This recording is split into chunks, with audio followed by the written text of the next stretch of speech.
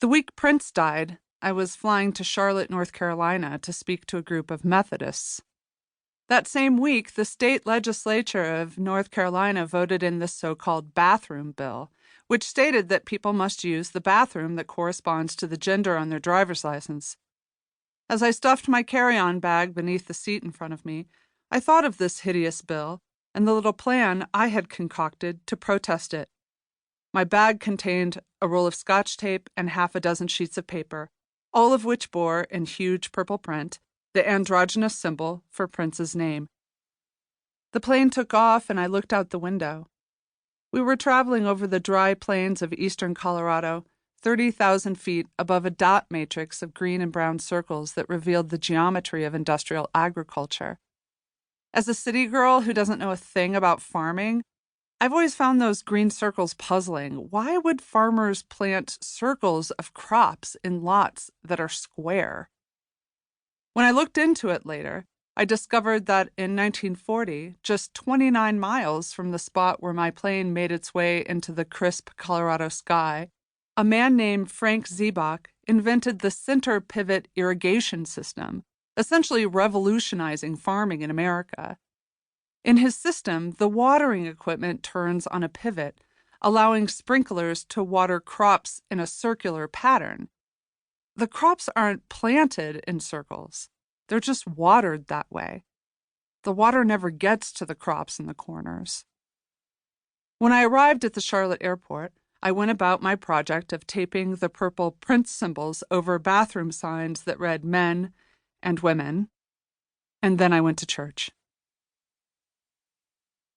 The day after I returned home, I sat on the edge of the stage at House for All Sinners and Saints, the Denver church I pastor.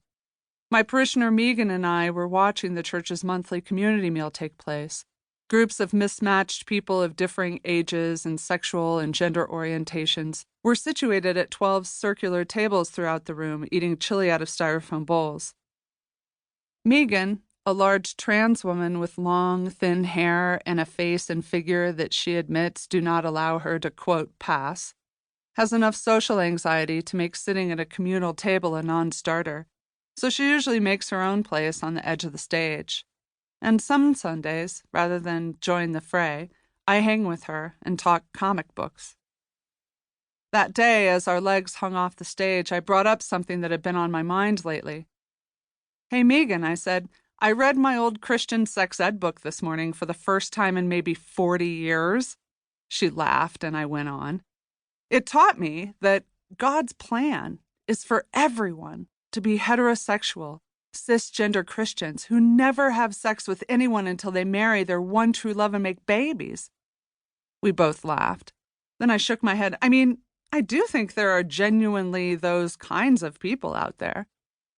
Megan held up her hand and touched her thumb to the rest of her purple nail-polished fingers. "Sure there are," she said, "and this is how small that circle is.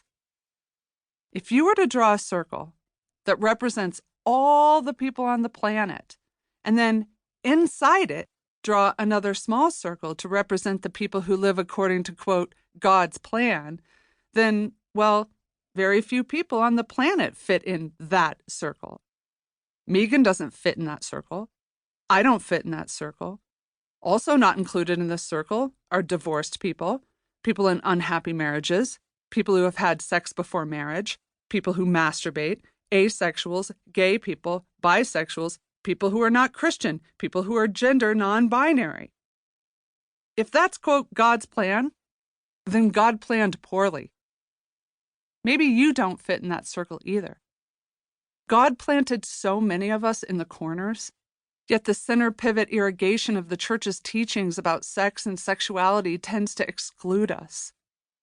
Many of us were taught that if you do not fit inside the circle of the church's behavioral codes, God is not pleased with you. So we whittled ourselves down to a shape that could fit those teachings, or we denied those parts of ourselves entirely, the lusty parts, the kinky parts, the gay parts, the unwanted pregnancy parts, the unfulfilled parts. But our sexual and gender expressions are as integral to who we are as our religious upbringings are.